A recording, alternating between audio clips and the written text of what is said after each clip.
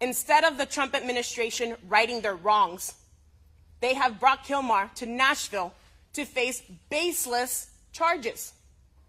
En vez de hacer lo correcto y traer a Kilmar de vuelta con su familia, la administración de Trump trajo a Kilmar para intentar ponerle cargas injustas. Estamos aquí para decir no más. We are here to say no more.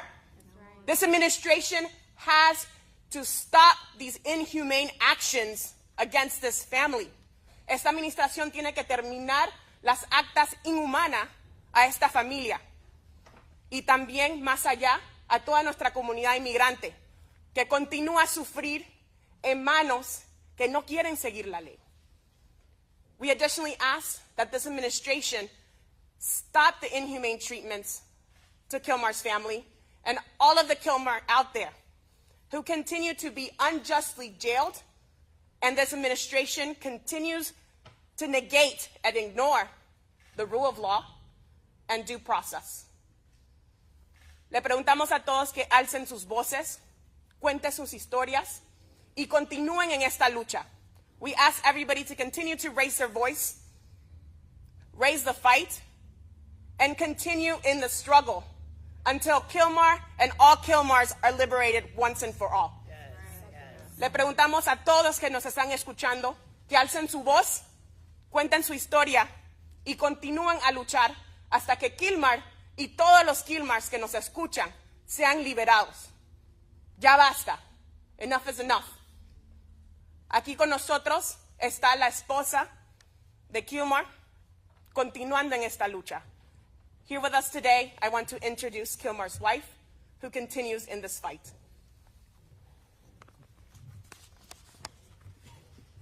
Hello, everyone. My name is Jennifer, and Kilmar is my life partner and husband. Buenas tardes a todos. Mi nombre es Jennifer, y Kilmar es mi esposo y mi compañero de vida. It's been 106 days since he was abducted by the Trump administration and separated from our family. Ha sido 106 días desde que fue separado de nuestra familia, mi esposo Kilmar. Over 3 months, we've had to stand and plead for his liberation. He missed birthdays, graduations, and Father's Day. En los últimos 3 meses hemos tenido que luchar por su liberación. Él no ha estado con nosotros durante cumpleaños, durante celebraciones familiares, incluyendo el Día de los Padres. And today, he misses our wedding anniversary. Y el día de hoy no está conmigo en nuestro aniversario de boda. I find myself again torn from my children's, traveling back to Nashville to fight for Kilmar's freedom. De nuevo, estoy siendo separada de mis hijos para venir aquí a Nashville para luchar por Kilmar. Instead of celebrating our love surrounding by families, I'm here, yet I'm not alone. En vez de celebrar nuestro aniversario con nuestra familia, estoy aquí, pero no estoy aquí sola. Today, in honor of Kilmar and our wedding anniversary, I will celebrate our fight and the fight for all those who stood with us and refused to give up. Hoy, en el aniversario de boda de Kilmar y yo, voy a celebrar la lucha y la lucha de todas las personas que han estado con nosotros y no se van a dar por vencida. We will not stop until my husband is free. No vamos a parar hasta que Kilmar esté libre. Kilmar, if you can hear me, I want you to know that all these hardships have only strengthened our love and deepened our faith in God. Kilmar, si me puedes escuchar, quiero que sepan que todo esto solamente nos ha hecho más fuerte en nuestra relación y nuestra relación con Dios. Our children are waiting for that call, knowing that you're on your way home to them. Nuestros hijos están esperando esa llamada para escuchar que estás en camino a regresar a casa. Kilmar should have never been taken away from us. Kilmar nunca tenía que ser separado de nosotros. This fight has been the hardest thing in my life. Esta lucha ha sido lo más difícil en mi vida. But being embraced by community powers and by seeking God, remaining our guiding lights, is the only way to stay strong and to one day be reunited as a family. La luz que me inspira es el poder de comunidad y la fe en Dios, y sé que vamos a ser reunidos de nuevo con Kilmar. Thank you, everyone. Gracias.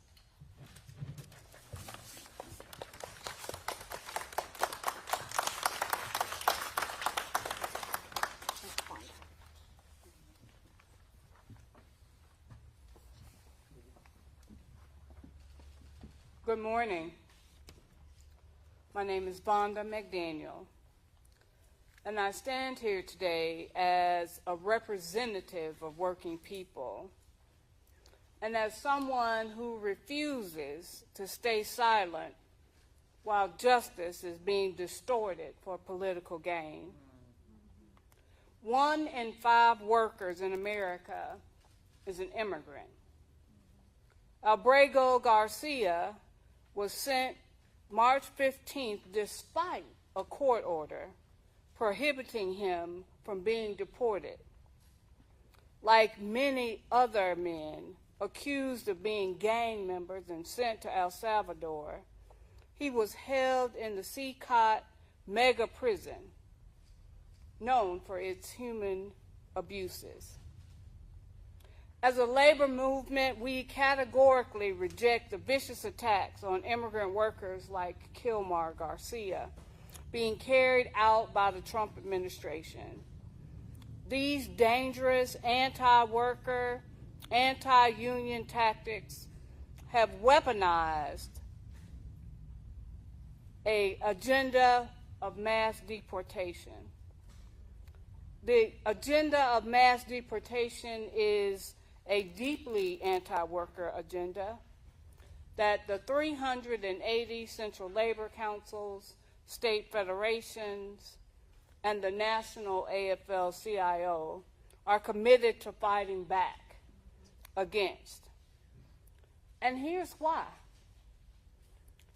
Immigrants are vital members of our workforce, our unions. Immigrants work in every sector of our economy and every part of our nation. Mass deportation plans not only would cost billions in taxpayer money, but would have a devastating economic impact. The resulting labor shortages would cause a massive drop in the gross national product and cripple key industries that rely heavily on immigrant labor, such as construction, hospitality, agriculture, and food processing. Rather than benefiting the remaining workforce, mass deportations amid an already tight labor market will shutter businesses, which will disrupt supply chains, increase prices, and put jobs at risk. Without immigrants in our workforce is shrinking. Current demographic trends illustrate that without immigration, the size of our nation's workforce will decline, causing serious economic and social consequences. A shrinking workforce is bad for the economy, resulting in lower productivity, slower economic growth, decreased tax revenue, and higher inflation. Immigrants pay taxes, on which federal, state, and local budgets rely. In addition to expanding the workforce, immigrants promote economic growth through their consumer spending and tax revenues. Immigrant households contribute hundreds of billions of dollars in federal, state, and local taxes annually, and hold a tremendous amount of spending power. In 2021, immigrants paid $524.7 billion in taxes, Losing contributions of this magnitude would devastate budgets needed to fund our public schools, our hospitals, emergency response services, highways, and other essential services. Immigrants support our social safety net despite political attempts to portray them as a drain on our resources. Undocumented immigrants are taxpayers who also make substantial contributions to the social safety net. I am here today, I stand before you in solidarity and in strength, and all workers are standing together today in support of Kilmar Abrego Garcia. An immigrant doesn't stand between you and a good job. A billionaire does. My message today is to free Kilmar Garcia and allow him to return home to his family.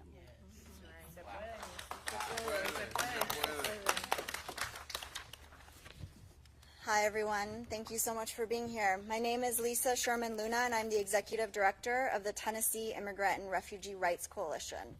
For those of you who are out of state, you're standing in our home, which is a testament to the power of immigrant communities in Tennessee.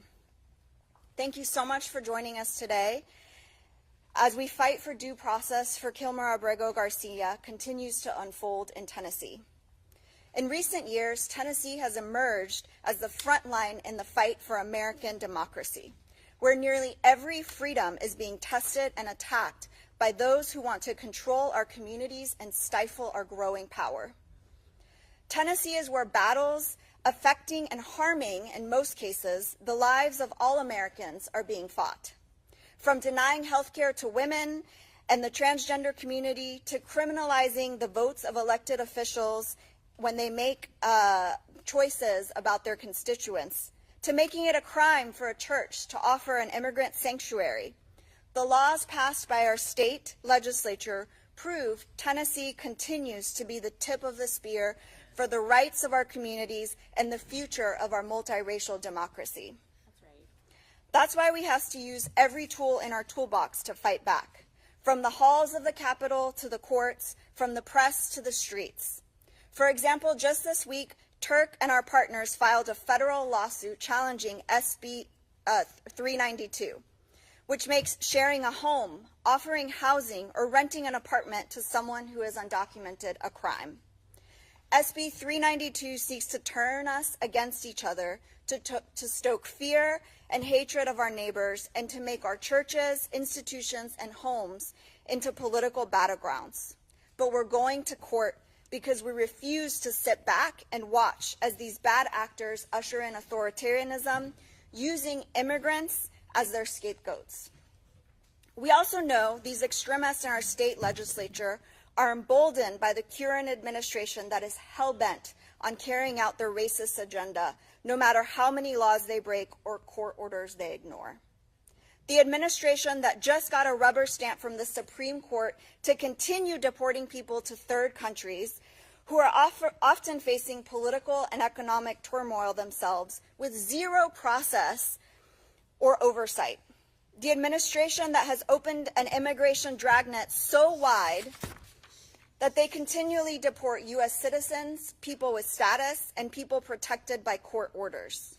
Many of them that you see here on this wall were Nashvillians who were ripped from their communities in a Tennessee Highway Patrol and ICE coordinated operation. And why we're here today, the administration that disappeared Kilmar Abrego Garcia to a foreign prison and brought him back only to pursue politically motivated charges that barely hold up in court. Kilmar's case continues to be a warning of how immigrant, Black and brown communities are being targeted by government abuse as due process and the rule of law are openly ignored. This attack on individual rights reflects a broader threat to democracy in Tennessee and across the country. That's why today we are united once again to demand justice and accountability for governmental overreach and protection for all vulnerable communities. Tennessee may be where some of the toughest political fights are unfolding, but we know our story is bigger than that. Our communities, black, brown, white, working class, poor, documented or not, are the very fabric of what makes Tennessee, Tennessee. Our state is filled with people who are proud to welcome our neighbors with open arms, to extend a helping hand to each other when we need it most, and to aspire to enjoy full, free lives of our loved ones. And to stand here today with Jennifer and Cesar and the whole Casa family in support of Kilmar Abrego Garcia. And it's our communities who build the Tennessee of tomorrow, one where all of us, no matter the color of our skin, what's in our wallets, or our immigration status, have the freedom to belong and thrive in our communities. Thank you so much for being here. ¿Qué queremos? Victoria. ¿Cuándo? Ahora. ¿Qué queremos? Victoria. ¿Cuándo? Ahora. What do we want?